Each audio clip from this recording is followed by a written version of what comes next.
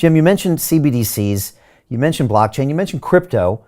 What is your view on all of these things? I think I read a quote with you somewhere saying that when you try to decentralize a financial system, you are going to get a reaction, sometimes a violent reaction from whoever you're trying to take that control away from. What do you see in those things? I know crypto is different from a CBDC, but what do you see? Yeah, I mean, I don't own crypto. I don't recommend it. Everyone's like, "Oh, Jim's a technological Neanderthal. He doesn't get it." It's like, no, I was in a gold versus Bitcoin debate in 2010 out in Devon, a little bit west of London. And when I'm in a debate, I like to know more about my opponent's subject than he does, because I don't want to get picked off. I want to win the debate. So I've been immersed in this. I read all the technical papers and white papers, and I look at crypto exchanges. I understand what DeFi is. I get all of it. I don't think it's going anywhere. That's the view. Could be right, could be wrong, but I do understand it. And the thing about central bank digital currencies is they're not cryptocurrencies. They're not blockchain. The ledger, because blockchain is just a ledger. It's just a bookkeeping way. It's digital, but the blockchain technology has been around since the 80s. There's nothing new about it, but it's your ledger, and it can be decentralized. Central bank digital currencies, there'll be a ledger, but it'll be maintained by the central bank. And a CBDC dollar is still a dollar. A central bank digital euro is still a euro. Central bank digital yen is still a yen. So it's not a new currency. It's a new payment channel, a new settlement and clearance channel. And it is better, faster, cheaper. I mean, if I buy something with a credit card, how does that work? Well, I'm at the point of purchase. They use a credit card. The merchant has a receivable, so they sell it to somebody called a merchant acquirer, who scoops up a whole bunch of credit card receivables. Then the merchant acquirer sells it to MasterCard or Visa, whoever the card sponsor was, and they get paid. And then MasterCard and Visa takes these from all over the world, and then they send them to the banks that issue the credit cards. And then those credit card issuers send me a bill, and I pay it. Well, you got five parties in that transaction. You got the customer, the merchant acquirer, MasterCard, and the issuing bank, and like 2.5%, 3% fees end to end. Well, that's a really clunky, messy, expensive, slow system.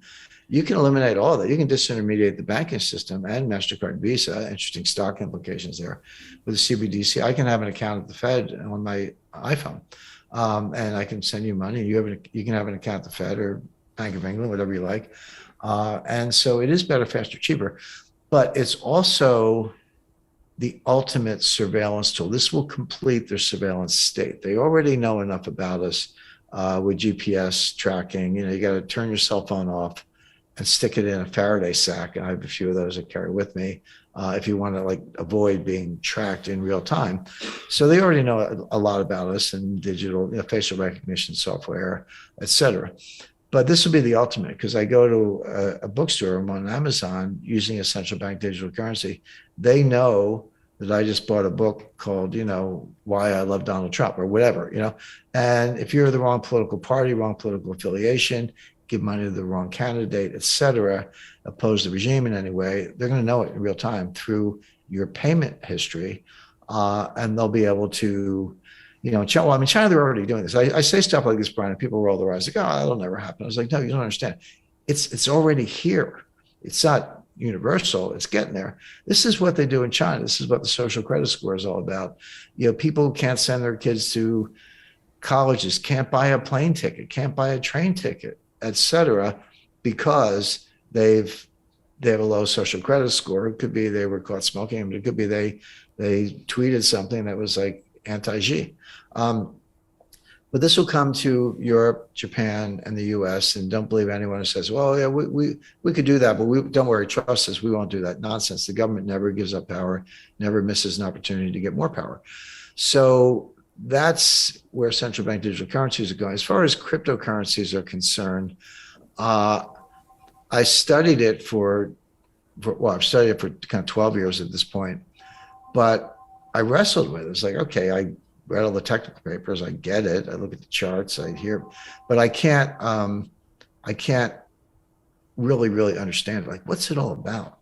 Because what's happened is that an ecosystem has been created around, I'll say Bitcoin, but some other cryptocurrencies. And there are exchanges, there are custodians, there are hedge funds that, buy and sell these things. There are analysts, there are charts, there are technicians. The entire ecosystem of Wall Street has been wrapped around Bitcoin with one difference, which is there's nothing there. At least if I'm analyzing Tesla, maybe you like it, I hate it, whatever. We can have a good debate about Tesla or Netflix or anybody. But at least there's like a real company there doing something where we can argue. And then the ecosystem of custodian, settlement, clearance, brokers, all that stuff, technicians, charts, wraps around something that's when I say real company, it doesn't have to be tangible. Amazon's not very tangible. It's a real company. But there's like no there. Where's the kernel of the thing? And it's not there. So there's no use case other than, like tax evasion or money laundering or something. So how to understand it? And I didn't really get a grasp of it until I did a really deep dive. And I'm talking years of study and, like 20 books on communications theory. And in particular, the digital environment. Marshall McLuhan said when they put Sputnik up in, I think, 1958 or 59, he said the entire planet became a human artifact because we were wrapping the planet in aluminum. That was it. But it was right.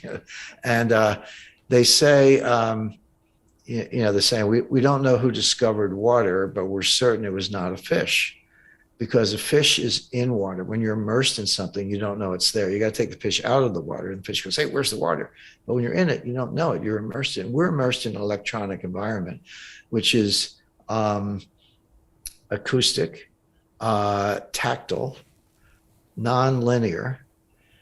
We've been reading for 2,500 years since Plato, reading books, but now all of a sudden that doesn't matter. I mean, you can't go to a restaurant without hearing hip hop on the speakers. We're immersed in this digital electronic environment, and cryptocurrency is a part of that. So they're actually hallucinogenic. Everyone sees what they want to see. And then when you think about it, let's say you're 25 years old. I've seen data on what percentage of the age group of the cohort own Bitcoin or other cryptos, by cohort. And the lowest, over 60 is the lowest. There could be big account. This isn't a dollar thing or a dollar equivalent thing. Essentially, you can't talk about Bitcoin without talking about dollars. That tells you something. But it's not the size of the account. It's the number of those in the cohort who owns anything. And the highest percentage, not surprisingly, are Generation X and millennials. But these are people who were playing video games from the age of 4. And going back to the 90s when they were growing up, video games had digital currencies. That's how the game sponsors made money. Like your army's losing, but you for $20 using your parents' credit card, you could buy more armies.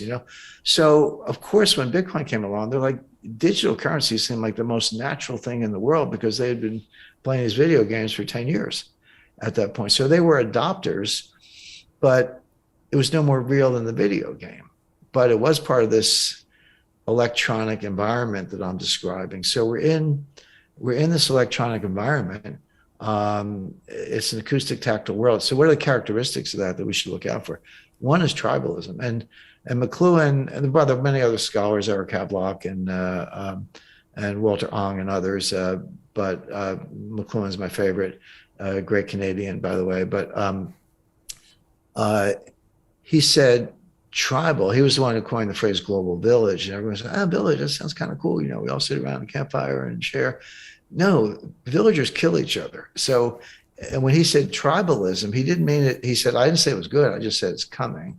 And so it helps to explain, the dysfunction of society and the political polarization. When you put that in a communications theory context, you get tribalism, and that explains a lot of behavior.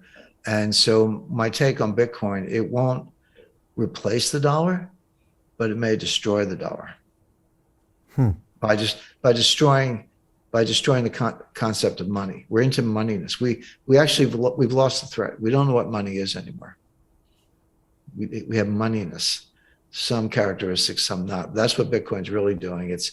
It's turning money into moneyness with different so-called forms of money having different characteristics, but we've lost the thread. We don't know what money is.